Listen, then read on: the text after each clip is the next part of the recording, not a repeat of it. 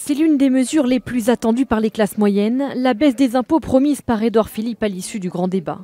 Principale piste à l'étude, la création d'un nouveau barème d'imposition. Actuellement, les Français qui touchent plus de 9 964 € par an sont sujets à l'impôt selon 5 tranches.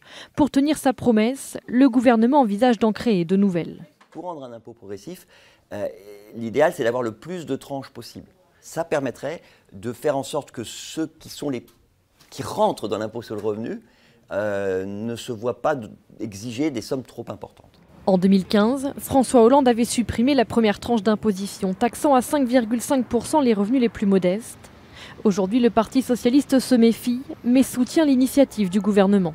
Pourquoi pas, effectivement, si ça permet d'alléger la pression fiscale sur les personnes qui sont assujetties à cette première tranche. Il ne faut absolument pas faire rentrer, comme ça avait été évoqué par Jacqueline Gourault par exemple, faire rentrer de nouvelles personnes dans l'impôt sur le revenu. C'est surtout pas ce qu'il faut faire en ce moment. Mais la question derrière que je pose, c'est celle du financement. Pour financer la baisse des impôts, Emmanuel Macron devrait annoncer la suppression de certaines niches fiscales. Selon la Cour des comptes, leur montant atteint cette année plus de 100 milliards d'euros.